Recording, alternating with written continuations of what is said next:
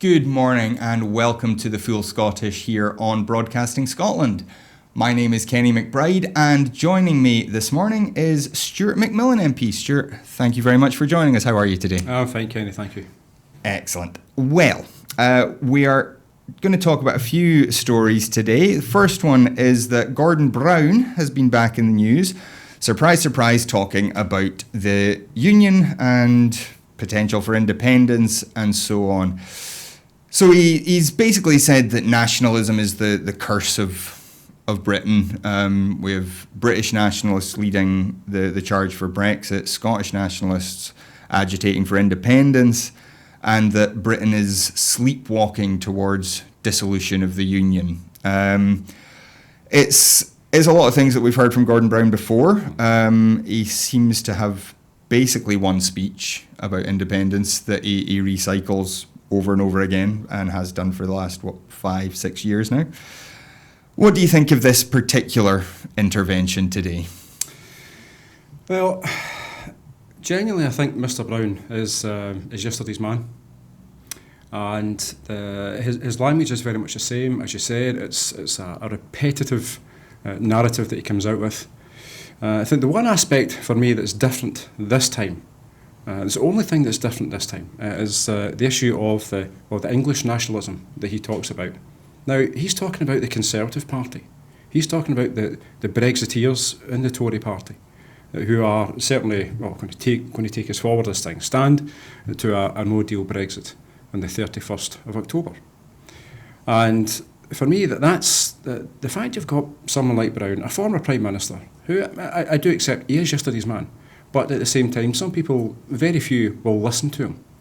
But for him to highlight that element of English nationalism, I think was genuinely interesting, and it's the only bit that's different this time. Mm-hmm. Now, I'm saying that, I was born in England. I was born in Ballinfurnace. I'm an English Scot, a member of English Scots for Yes. And over the years, as an SNP member for some 27 years, and over the years of campaigning, the continual allegation thrown against me and my party about being anti-English or anti-this or anti-that, when actually we're pro-Scottish. The SNP is very much a pro-Scottish party. We just want Scotland to be better. And that will happen with independence. Mm. We can do some things at the moment through the limited powers of the Scottish Parliament, which, as the MSP for Greater Inverclyde, I'm proud to serve in the Parliament. But it's with full powers of independence that we can really take Scotland forward. Mm-hmm. Now, Mr Brown is obviously very much against independence, and he will never ever change that. And fine, I respect him for that particular position. But at the same time, the issue of nationalism is totally different in terms of what we have in Scotland as compared to elsewhere. Look at some of the dog whistle politics and language that's been used by some of the Brexiteers. Mm-hmm. Now, that is not helping the situation in terms of trying to have a cohesive society and trying to welcome people in. Look at Windrush, for example, when obviously Theresa May, when she was the Home Secretary who actually brought this in. This is what the UK system is doing and has done, whereas Scotland has been totally different, certainly since 2007, in terms of the language, in terms of the narrative, in terms of the open and welcoming society that we want Scotland to be. Mm-hmm. I always find it funny when you hear Gordon Brown in particular talking about the dangers of nationalism, when he famously talked about the importance of British jobs for British workers, which could hardly be more nationalistic. And as you say, it's something I've talked about here on the show and to just about anybody else that'll listen to me, that there is I think a rise of nationalism of various sorts around the world. We've been talking about India and the issue in Kashmir this week, and obviously there's issues in Catalonia and various other places. But what I think there is that the SNP has taken that nationalist impulse in Scotland and taken it in an exceptionally positive direction. where, as you say, it is pro-immigration, it's pro-international, it's about cooperating and, you know, becoming a part of a community. Whereas the British nationalism that we've seen, particularly in the last 3 to 4 years, but obviously it had been building and building and building up until the Brexit referendum, is very exclusive. It's very much, you know, this is Britain and Britain's ours, and, you know, we have to keep the bad foreigners out. I mean, the Labour Party, again, with, you know, controls on immigration mugs and, absolutely, and all these kind of things, it certainly seems like a very different kind of nationalism that drives English politics, or British politics in the sort of in that sense. Do you think anybody is listening to Gordon Brown at this stage? Very few. Genuinely very few. Because of his past, he clearly will get the airtime and he will get the column inches in newspapers. But I do not pick up any sense of a large swathe of individuals actually listening to what he has to say. Just at one point you mentioned a moment ago regarding the mug, the immigration controls mug. I'm glad you mentioned that, because that was very much in the recent past, in terms of UK political history, which certainly some people in the Labour Party just seem to want to gloss over, and well, that didn't really happen, or that was a mistake. But that was in the very recent past, because that was the Labour Party attempting to take the Tories on the Tories' ground, which was appalling. Yeah. And you mentioned a few months ago as well regarding Europe. I studied in France twice, Germany, and also in Sweden. And I said an SNP member for some 27 years. So invariably, at some point in time in any of these countries, I would talk to people about politics. And when I mentioned, obviously, the name of the party, the SNP, and obviously the Scottish National Party, and people did have that kind of sense of, oh, that's that nationalism thing that's really bad, because they termed it in what was ever happening in their own country, or maybe in a neighbouring country.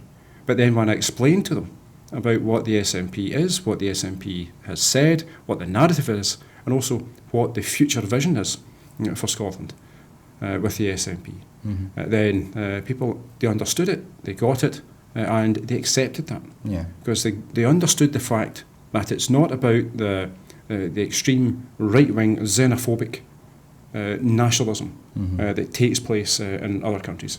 They understood it to be that civic nationalism, that civic pride about a warm and welcoming country. And I genuinely think that we have a hugely positive message to put forward. And when you have SNP members going as delegations, going to different countries and talking to different people, nobody ever thinks that we are xenophobic. They actually want to come and talk to us because they understand our position, they understand what Scotland it will be under with independence, and they also understand that the SNP totally reject any form of some of that nasty nonsense that takes place by other parties. Yeah, it's interesting you mentioned the name of the party. I remember Nicola Sturgeon quite recently saying that if she had her way, she would go back in time and give the party a different name. And again, like you say, speaking to people from other countries, one of my best friends at school, his mum was German. Well, she still is. And my dad, who was a member of the SNP for years and years and years, this would have been very early 90s, was having a conversation with her, and she said, I'm German, and the idea of a nationalist party really disturbs me. And she said, I know that you're not bad people, but just that idea bothers me. And he said, well, I'm not a nationalist in that sense. He said, really, I'm more of a socialist. And she went, oh God, you're a nationalist socialist. and obviously, and it turns out actually she supported independence in 2014. She's very much on side with the kind of agenda that the independence movement is driving. But as you say, that name does cause problems. It's the difference between the UK Independence Party and the British National Party. the names have a very different ring to them, and it is something that the independence movement has to deal with. But then again, as you say, other countries have gone through this process of becoming independent. Absolutely. Sorry, go on. I'll give you something that happened. I'm on the Parliament's Culture, Tourism, Europe and External Affairs Committee. And it's obviously through this whole Brexit nonsense that's underway. We had a session, and it was a delegation of people from Fife, people from European nations who are living in Fife, and they had contributed to this particular inquiry. And there was a couple of people in particular. It was Lewis MacDonald, the Labour MSP, that asked a particular question, and straight away one of the respondents said, I can't wait to have another independence referendum. Last time I voted no because I wanted to remain in the European Union. But next time I'll be voting yes. And then others joined in or sort of kind of nodded their head very much in agreement. And poor Lewis, he obviously didn't expect that type of reply, and he wasn't even asking that type of question. But at the same time, this whole element of people's perception has changed. When the SNP came into power in 2007, first time ever. So we had to prove ourselves as a party of government, and the SNP certainly has done that. And obviously, clearly, elections have proven that as well. But at the same time, it's about proving yourself, which we have done, and also building up that level of support. And the individuals who potentially will have maybe considered that actually, well, because of the name or because of whatever things they'd heard, felt as if they couldn't support the SNP, they are now coming to the SNP. And the membership of the party certainly has grown, and the number of people in the party from different backgrounds, different countries, has certainly grown as well. And that's I warmly welcome that, because it does show that the message the party has been delivering has been very much one of being positive about Scotland, positive about the agenda that we have, and also the type of Scotland we want to see happen, particularly with independence. Do you think there's any possibility that an intervention like this by, we keep talking about is interventions, but what Gordon Brown is saying here, where he is kind of trying to conflate British nationalism and Scottish nationalism, do you think that can actually backfire by making people look at it and go, but Nicola Sturgeon is not Nigel Farage? Yeah, absolutely. It's but the fact when you posed the initial question in this discussion, and the vast majority of our discussion has not been about Mr. Brown. It's been about other things. And the population are not daft. The population will recognise the fact that Nicola Sturgeon, the First Minister, is totally different from any politician who is xenophobic. Totally different. And that the SNP is very much a party that is warm and welcoming. So I think Mr. Brown, as I said at the very outset, he is yesterday's man, and he's probably still thinking about politics of when he was still around and still active in day-to-day politics. But politics has moved on a huge amount since then, and I think Mr. Brown probably needs to catch up. Okay. Well, we'll leave him to get on with that, and we'll move on to our next story. This is about Ferguson's in down in Inverclyde. This is obviously a subject very close to your own heart.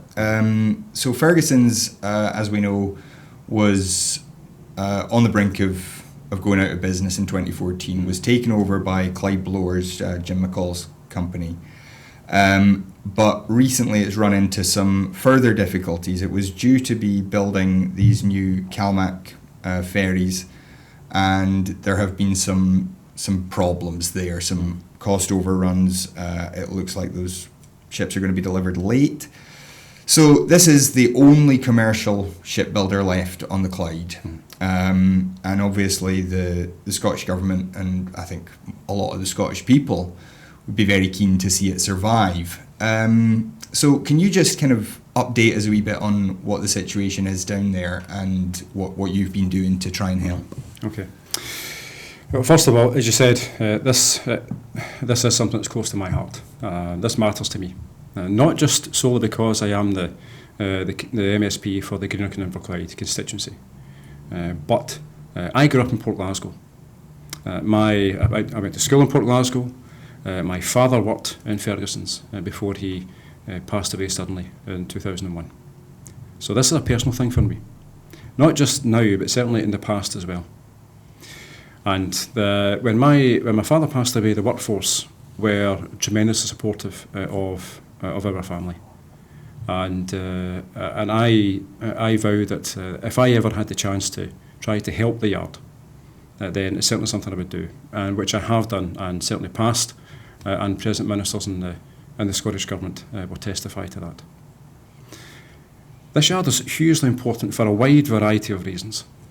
First of all, there are 350 jobs at stake, 350 families. That will have a hugely negative effect upon the economy in Inverclyde if the yard were to close. Mm-hmm. You've also got another element to this, and that's that the yard actually needs more workers. You mentioned also in terms of the two Seamal ferries. Mm-hmm. The yard needs more workers to come in to actually work on these ferries. So this isn't just about the 350 jobs, this is about even more opportunity to get more people into employment to actually help with the economy, and also with skills. And you've also got the situation regarding the apprentices. Quite a number of apprentices, their time is out at the end of August. And to think, if someone's went through their whole apprenticeship, they got to the last month, and that huge uncertainty in terms of will they get their time out. Mm-hmm. And that's a terrible situation for them to be in. And these apprentices are so important for the future. So you kind of get that element to consider. And then you get another point as well, and it's about the future of shipbuilding on the Clyde. You're right, it's the last commercial yard on the Clyde, also with the naval yards in Glasgow. But when you look at Scotland, there's a small bit of a land border. The rest of Scotland is surrounded by water, and then with all the islands. So we need vessels. We need more vessels. Mm-hmm. And it's clear that with the Seamal fleet, and this is well documented, with the Seamal fleet, it's an ageing fleet, and it needs to be replenished. So it's not as if there isn't any work to be done going forward. So I've also met up with the Cabinet Secretary, and I had discussions with the Cabinet Secretary certainly about Ferguson's, and certainly impressed that huge aspect of how important this yard is. Mm-hmm. Now, the Scottish Government, they understand that. It's not as if they don't, because they do understand that. I know certainly the Cabinet Secretary has been very clear in terms of the three priorities are about the 350 workforce at the yard. It's about securing the yard going forward, because there are opportunities, and it's also about getting these two Seamal vessels completed and operational. Now, they are delayed. Mm-hmm. I mean that's well documented too. They are well delayed, and they need to be finished to actually get into the fleet to help CalMac do the job that they need to be doing. Okay. Now, what has been the cause of those delays? Is that something that is easily resolved, do you think? If it were easily resolved, then it would have happened by now. Sure. So it's clearly very complicated. There's also very technical. It's clear that the ferries, the two Seamal vessels, the technology on them at the time was very new. Mm-hmm. Things have moved on a bit since then, and I'm led to believe that many of these vessels are operational in other parts of the world now. Mm-hmm. But that technology was very much new. And so it clearly was going to have an issue regarding the challenges in terms of building. It's been well documented as well regarding the number of changes that have taken place. Some arguing that Ferguson's have made them, some arguing that Seamal have made them. Mm-hmm. But that is also a dialogue that's taking place clearly in private to try to get that resolved. So I don't need to say much more about that. Sure.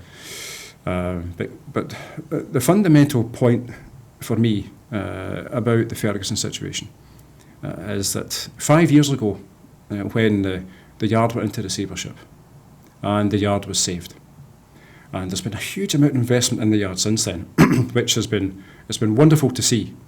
And the yard is now fit, certainly for the present day, but also for the future, as compared to what was there beforehand. The skills of the workforce are just world class. I've been in and out the yard for many, many years, and it really was a working museum. And some of the kit that the workforce were using dated back decades. But the workforce could still produce world-class ships of the highest order that were operational and still are operational with old kit. Whereas now they have a yard that's fit for purpose, brand new kit that's in there, and also other issues have happened. But it's clear that the workforce have got the skills. I mean, they do have those skills. And there's a growing number of apprentices at the yard, and that's about trying to plan for the future to make sure that the skills are not lost, and make sure that we still do have a shipbuilding industry in the decades to come. So the fact we now actually we've got the skills being built up, we have the yard that's fit for purpose. It's now about getting that solution to make sure that shipbuilding remains in Port Glasgow, in Inverclyde, but also for Scotland. Because I've said this to many people. It's our yard in Port Glasgow. It's our yard in Inverclyde, but it's also Scotland's yard. So what more could the Scottish Government do at this stage? We've heard some discussion of full nationalisation and things like that. Is that a possibility, or are there other avenues that the Scottish Government is pursuing to help the yard kind of get on a more stable footing for the future? The Scottish Government have been very clear on this, that they have looked at and still are looking at every avenue to get a successful outcome in the Ferguson situation. So they have not ruled anything in, not ruled anything out, because they know how important Ferguson's actually is, know how important shipbuilding is for certainly for my constituency, but also for the industrial skills and skills base that we still require. So the government are looking at every avenue to get a successful resolution to this. And obviously it's been reported of a potential type of public ownership. That's an avenue the Scottish Government are obviously looking at, but they are looking at every potential avenue to get a successful outcome. Okay. And what sort of timescale are we looking at before we can know what Ferguson's future might look like? Well, also with the announcement on Friday, with the notification for the yard to get into receivership, so that's 5 working days. So that's by the end of next week. There should be some type of movement this week. Okay, that's great. Well, we will keep an eye on that story through this week, and we'll be sure to discuss it further. I'm sure. I think as you say, it is an important landmark for us to still have a commercial yard on the Clyde. And so what? If we can move on to our next story, we're talking about fisheries protections. This was something that came out this week. The UK government had leaked an email had been accidentally sent out, I think, to the BBC, saying that they were not convinced that there was sufficient protection for our fisheries in the event of a no deal, that we don't have the vessels. There are currently 3 vessels patrolling Scotland, 2 of which actually were built at Ferguson's. One, of course, was built in Poland, thus disproving that whole thing about we don't build ships outside the UK, but we'll leave that to one side for the minute. So what do you think about this? It does seem like 3 ships to cover, as you say, about 80% of Scotland's coastline. Doesn't seem like an awful lot, and there are only 12 covering the whole of the UK, which for a fairly decent-sized island, again, seems like a very low number. What do you think are the prospects for fisheries in that sense? I mean, obviously we know there's going to be issues around leaving the EU regardless, but with regard to actually being able to protect our coastal waters, what do you think the future looks like? Well, first of all, I'll take you back just to the aspect of 3 vessels in Scotland, and obviously 2 of them were built in Ferguson's. And the third one, which obviously was built in Poland, that was a huge issue, certainly in Port Glasgow and Inverclyde in 2005, because it was the then Lib Dem Labour executive that actually awarded that contract to Poland. And the situation at the time was really quite stark for Ferguson's. If they didn't win that work, then hundreds of people were going to be paid off, and they were, as a consequence. And also big campaign at the time, and the issue of class it as a grey ship, put some type of gun on it so you could then class it as a grey ship and then allocate the work to Ferguson's to safeguard the employment. But the then Scottish executive decided not to do that, and it then had the negative consequences on the Labour Liberal executive at the time, but more so on the workforce in Port Glasgow at the time. One thing that's important in this issue regarding the fisheries is so we have Marine Scotland. Fishery protection is different in Scotland as compared to elsewhere in the UK. Across the UK, it's done by the Navy. Yeah. But in Scotland, it's done by which is why this was a Labour Lib Dem decision rather than a Westminster decision. Yeah, indeed. So it's certainly in Scotland in the past. It was a Scottish Fishery Protection Agency. Then also Marine Scotland came along, and it's Marine Scotland to do this work. Now, up to now, there clearly hasn't been an issue in terms of fishery protection in Scotland. I'm not aware of much, certainly elsewhere across the UK, but certainly in Scotland there really hasn't been that much of an issue. Also, a couple of things recently, but apart from that, not much of an issue. And this is where the whole uncertainty regarding Brexit and whether it's the deal that's on the table, which obviously we have rejected, or the no deal, which certainly looks increasingly likely by the day, will have a huge amount of uncertainty on all aspects of the economy. And you then have the situation as well that if we were to need more ships, fair enough, we need to have a shipyard to actually build those ships. So it then also kind of takes us back to how important Ferguson's actually is, not just for the present, but certainly for the future. But also, you don't build a ship overnight. And because of this level of uncertainty regarding Brexit, and the shoddy handling of the negotiations from the UK government, the Scottish government have been very open. They have been attempting to have the dialogue with the UK government, and continually that's been thrown in the face of the Scottish government, and also to the Welsh Assembly government. So once again, this just highlights yet again the failings of Brexit, the failings of the Brexiteers within the Tory party. They had a strapline, also for the EU referendum, but nothing since, and that has continued. Sadly, that has continued. We now face a no deal Brexit, facing that cliff edge, which will have huge ramifications for all aspects of the economy. Now we have heard, obviously in kind of damage limitation mode, the British government has said that plans are in place, everything will be fine. There will be some sort of agreement on fisheries. There will have to be. It's part of the UN law of the sea and all these kind of things. But it does seem like there just isn't the resources in place now. And as you say, we couldn't build those vessels before the end of October now. So is there?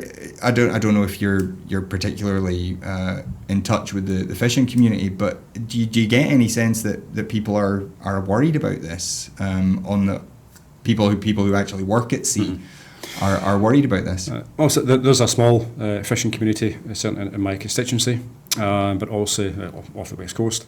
Nobody has been in touch with me about this. Okay. Nobody has expressed any concerns to me about this. And as I said a few moments ago, it's not something that really has been a huge issue, certainly for me in the past, and certainly in terms of Scotland either. So I do accept going forward it's a different scenario, particularly if it's a no deal. But thus far, it's not something that's been raised with me or been something I'm aware of has been a huge issue at all. Okay. And just looking a wee bit further into the future, I recall during the 2014 referendum, there was a bit of discussion about offshore patrol vessels and how lacking in protection Scotland really was. Because it's not just fisheries, we also have oil rigs, which are obviously a potential sabotage or threat there. Is there a plan in place for a post, or at least a vision in place for a post-independent Scotland? What sort of maritime protection regime we would have? Well, certainly when we do have another independence referendum, and I believe it will, when we do have that referendum, the prospectus will clearly be put to the people of Scotland to decide and determine as to whether they want independence or not. Mm-hmm. And when we get to that point, then that type of information will be brought forward. Okay, well that's good to know. So moving on again, we have talked quite a bit this week about the new Children's Hospital in Edinburgh, which, as I'm sure you're aware, there have been some delays in getting it opened due to some issues around drainage and the ventilation system. There was a similar problem to that was found at the Southern here in Glasgow, and it's taken a wee bit of time to get that completed. Jean Freeman, of course, has taken a huge amount of flack over this, despite it clearly not being her direct personal responsibility to design ventilation systems for hospitals. But there is, I think, a problem there, isn't there? Of the minister sets policy and kind of everyone reports to her, but then there's a delegation to the PFI company that builds that is responsible for building the hospital. But then there's contractors, architects, whatever, who are not necessarily part of that PFI vehicle. Is there an argument now for bringing these things back in-house and doing them as traditional capital projects of borrowing money to buy a new hospital rather than these kind of complicated arm's length arrangements that we have with PFI companies? Yes, there is an argument for that. But I think if we look at the situation that we currently face regarding the hospital, as building projects develop, there are various checks and balances as a building takes place. And certainly, also, it's not my constituency, it's not my part of the country, but the thing for me is just that actually these checks and balances, how robust actually have they been? Now, I've never worked in the building industry, so I don't possess that particular type of expertise. But certainly as a politician, that's one of the key questions I would actually be putting forward if there's any type of kind of other activity that's taking place in this, because I think it's important to establish exactly kind of what the checks and balances have been, how robust have they been, because ultimately that's a hospital to deal with sick children. And I think the Cabinet Secretary has taken the decision in terms of, this has to be fixed, this has to be correct, it has to be absolutely robust before it can open, before any children actually go in there. So the Cabinet Secretary, I'm fully supportive of her actions in this thus far, and because this is about children's health. And I think if any corners, and I'm not suggesting they have, but if any corners actually have been cut at some point along the way, then surely there should be some type of check and balance that actually will have brought that forward, or highlighted that for that to potentially then be fixed. Otherwise, it might be something just totally different. It might just have been, the design of the ventilation system and has maybe just been incorrect. Now, that's not about, that might just be a genuine design fault as compared to something else. So I think that certainly the Cabinet Secretary has been very clear and very robust on this issue regarding the hospital, and I'm fully supportive of certainly what she has said and what she has done thus far. Sure. Now, also in Edinburgh, was that last year, the year before now? My time flies so much now. I'm getting old. But we saw some schools that had been built under PFI contracts where there were clear issues with the safety of those buildings. Do you think that there's just a fundamental problem with having public sector buildings being run for profit? I mean, these PFI companies are taking a profit, albeit in some cases not a massive profit, but they are taking some cut, and so there is an incentive for them to keep costs as low as possible. Whereas a government capital project might be more focused on ensuring the highest quality. Do you think this is something that we're just going to keep seeing more and more of as more of these PFI projects reach a later stage of their life, or are these just a handful of freak occurrences that we just have to accept that sometimes things don't go perfectly? I think there's a number of elements to this. I think first of all that it's not happening in every single building. So I think that's a point that really has to be made. So it's not a common occurrence by any manner of means. Because I wouldn't want people to think that if it's a PFI building, then it's going to fall down. So it's certainly not about that.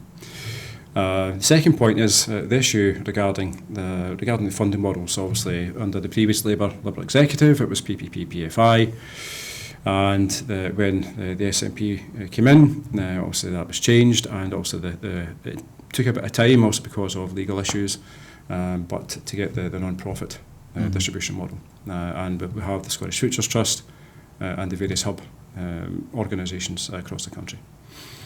Now, I don't have any problems in terms of the public sector working in tandem with the private sector, because the public sector don't actually have all the skills base to actually go and construct different buildings. I know certainly in Inverclyde, if Inverclyde was going to go and build a new school tomorrow, they couldn't do that using the public sector employees at the council. They would have to bring in external organisations, so private sector organisations, to go and do that work. Now, so that's quite common. Also that's just how most of the building projects will work across Scotland. The funding element is obviously is very important to this, which is the third point. Also, the SNP have been very clear in terms of the concern about the PFI funding and the increased costs for paying the PFI bill year on year. And I think certainly the last budget, I think the sum is somewhere in the region of £1 billion per annum. Mm-hmm. That's a huge amount of money that's actually coming out of the taxpayers to actually go and fund profits for organisations. And then you also look at some of the examples over the years in terms of what the capital expenditure would have been if it was done under a different funding model as compared to over the 20 or 25 year or 30 year period of that particular project, what the end sum actually is. And the hospital in Edinburgh, not this one, but obviously was the hospital, the PFI hospital in Edinburgh, it was some well over was it £500 million as compared to what the initial capex would have been. So that was PFI PPP. Also with the non-profit distribution model, any type of profit is very much cut as compared to what things would have been, which is very much a step in the right direction. But there are various funding models that are there. But it also kind of highlights the issue of the limited powers that the Scottish Parliament actually has in terms of borrowing. Even with the new powers that came in 2016, it highlights the limited powers. Because also public borrowing is a lot cheaper as compared to going to the markets. Yeah. Okay. There is presumably at the time when these kind of things were done just through traditional capital expenditure by councils and governments and whatnot. there was, I think, more of an expertise base within government, and that seems to be something that has now been more or less completely outsourced.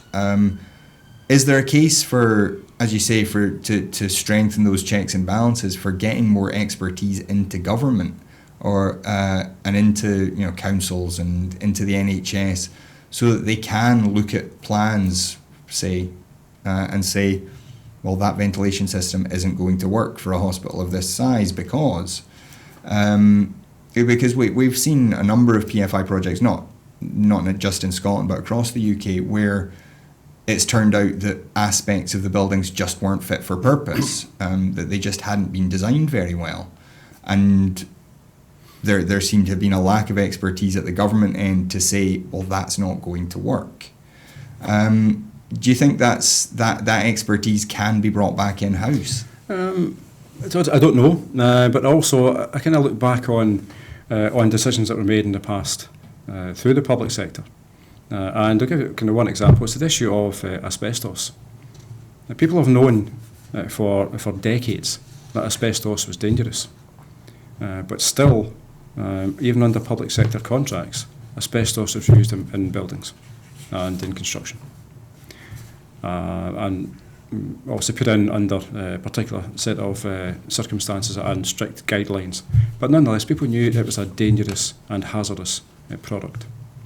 So it's I think there has to be a genuine and open discussion regarding the direction of travel going forward. But certainly, the public sector have made mistakes in the past as well. Mm-hmm. Okay. Well, we'll move on now to quite a big international story. This is the protests that have been occurring in Hong Kong. These protests started over quite a controversial extradition law, which would have seen people in Hong Kong extradited to the mainland to face what they call justice under the mainland system as opposed to the Hong Kong system.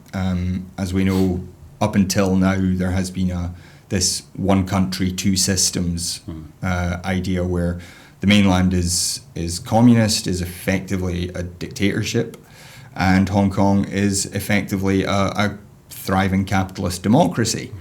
And it does seem like China is trying to lean a wee bit on Hong Kong to make it more like the mainland.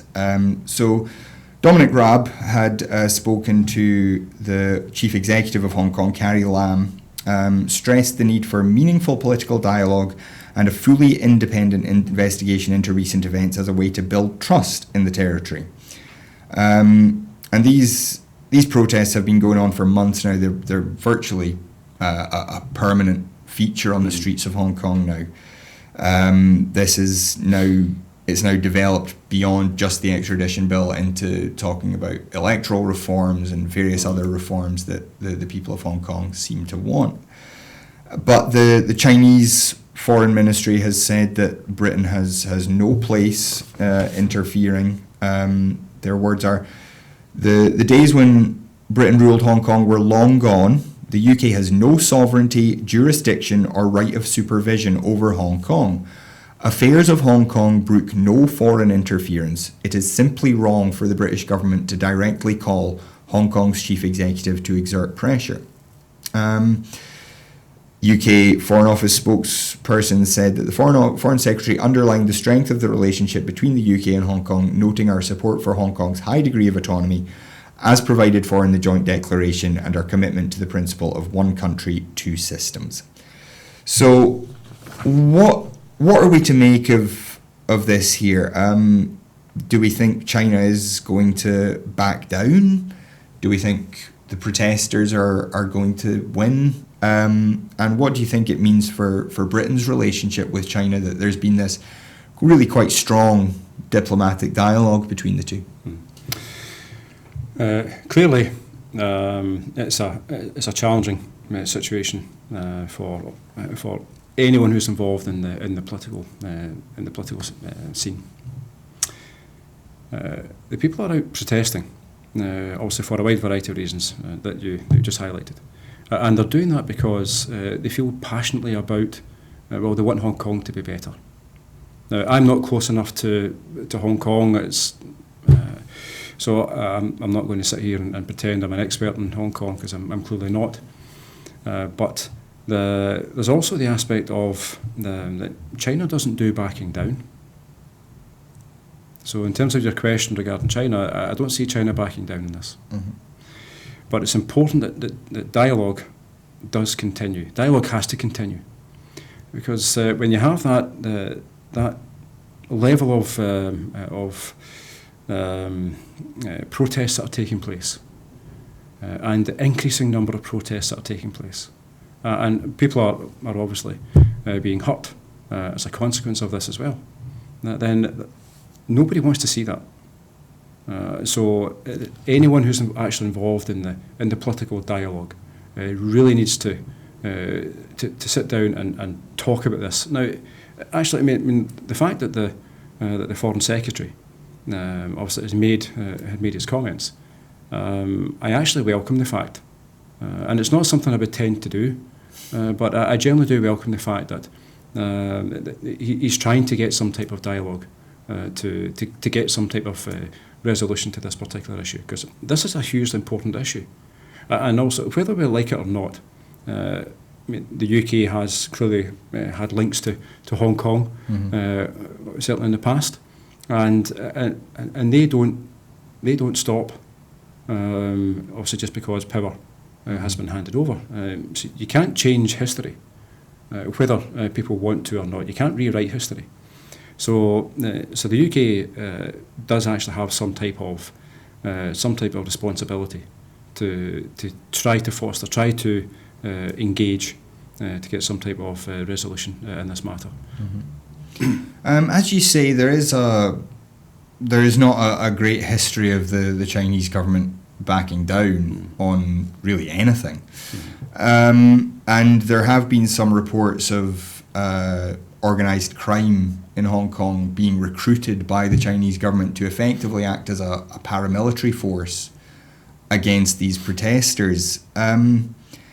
Is there something more that the international community more generally, beyond just the UK, which, as you say, has this historical link with Hong Kong, is there something more that the wider world should be doing to try and prevent this kind of breakdown in society there? I think, in all fairness, that the wider world should probably be doing this more often in terms of situations and conflicts that are taking place across the world. Hong Kong is the current example, but you look back in history over the course of the last 10 years, 15 years, 20 years and beyond, where there will have been many other examples that the international community probably should have stood up and raised its voice a bit more and tried to foster and engage with dialogue. So it's I think there is that challenge in terms of the international community getting involved. I understand why some countries might not actually want to get involved in the affairs of other countries, but when you have a situation like this where people are demonstrating to have a better future, and they're being hurt because of some of the tactics that have been deployed, then I do think the international community is willing to raise a voice a bit more and try to foster that dialogue. And just when we talk about the international community, now we're presumably not about to send troops into Hong Kong to enforce democracy, but we are now in a position where the permanent members of the Security Council, China, as I said, virtual dictatorship, Russia, led by a really quite dangerous demagogue, the US, run by a highly unstable person who this week has been flat out called a white supremacist by most of the contenders for the Democratic nomination for president. And we have Boris Johnson in the UK. I mean, Emmanuel Macron might be the only permanent member of the Security Council who's not some sort of hard right-wing demagogue.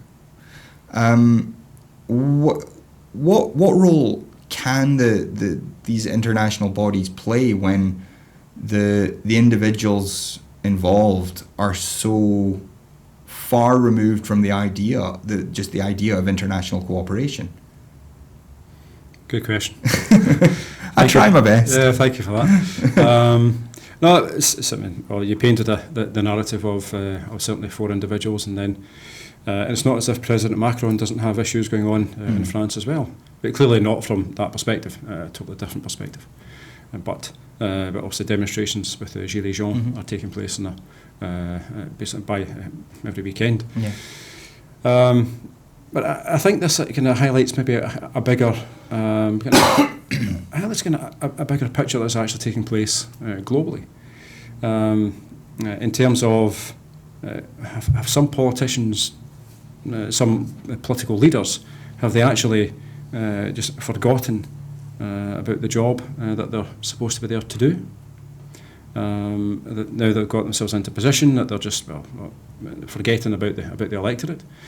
Obviously, when there is an electorate, but also others, is it just about that power grab, just to solidify their own positions for many, many years to come, so they can do whatever they want.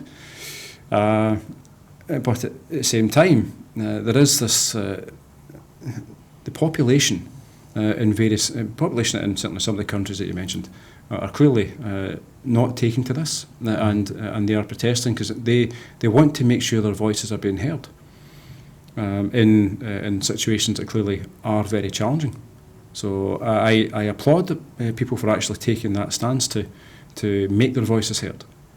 Certainly here, demonstrations will take place in Scotland and Britain. Demonstrations do take place, which is the right thing to see happen in a democracy.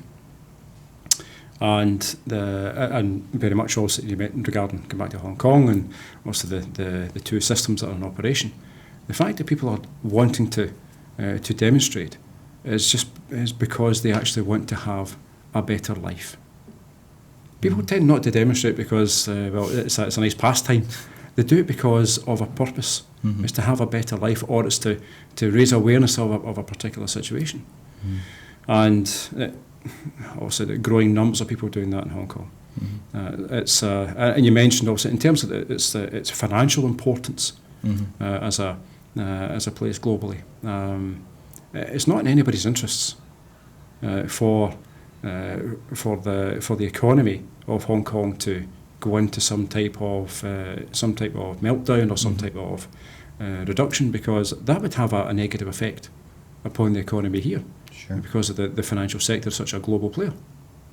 So it's in everybody's interest to actually have some type of solution to this. And dialogue is a way to make that happen. Okay. Well, moving on to another really a very difficult story. This was the death yesterday of Jeffrey Epstein. Epstein was in jail awaiting trial for charges really on sex trafficking of girls as young as 14. This dated back to almost 15 to 20 years ago. He had previously faced charges, but there had been a plea deal that seemed very questionable. And I know a lot of people who had made accusations against him were really grateful for the chance to have their day in court and to see him properly punished. It appears to have been a suicide. He had been apparently on suicide watch, although there have been some rumours that he had been taken off suicide watch again. So it's a very murky story, and naturally there are a lot of quite prominent names connected to Epstein as well. There was footage released recently of him partying with Donald Trump. There's reports of Bill Clinton and Prince Andrew visiting the island where allegedly many of these crimes took place. What are we supposed to?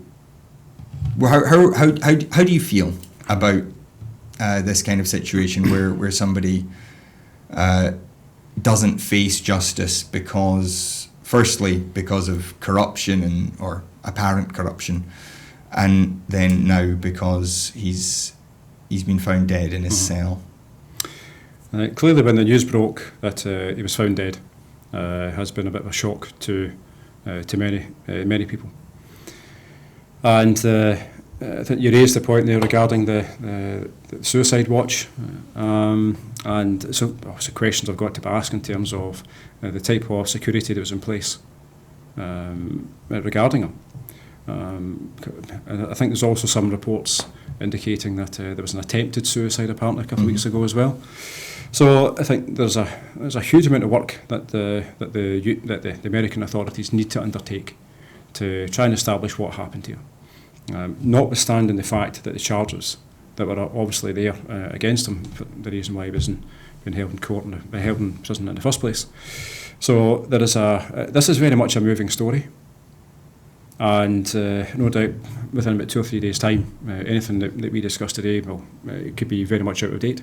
But I think the American authorities have got they've got a case to answer in terms of if they wanted the day in court, then they have to look at themselves in terms of their actions, what they were doing to guarantee the safety of this individual, so that this person actually could have went and faced their day in court. Because there will be many people who will be extremely angry and frustrated at the situation now, thinking actually, the case will just get dropped and they can't actually have their say. So it's ultimately people want justice to happen, whatever that justice is, in terms of a legal process. Now, I mean, he may well have been found innocent over that process. He may well have been found guilty. But it's about actually going through the full justice process. So I think the American authorities, they've got a job to do, certainly in the short term, to try to work out what they're going to do going forward, but also look at the processes they had in place. Yeah, well, we have information that the FBI is looking into this in a bit more detail, and the Attorney General Bill Barr has ordered an investigation as well. So we may well find out what happened with Epstein himself, but obviously now, Bill de Blasio, the New York mayor, who's also running for the Democratic nomination, he has called for the police to continue investigating the actual crimes, but whether anybody ever sees a day in court now is very much open to question. Indeed.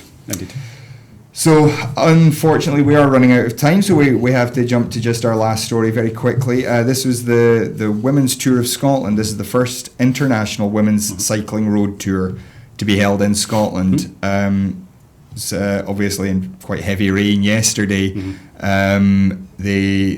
They left Glasgow, they've gone up over the Duke's Pass, they've headed up towards Perth. And really, we just wanted to welcome them. I'm sure if they're not already on the road, they'll be watching Broadcasting Scotland.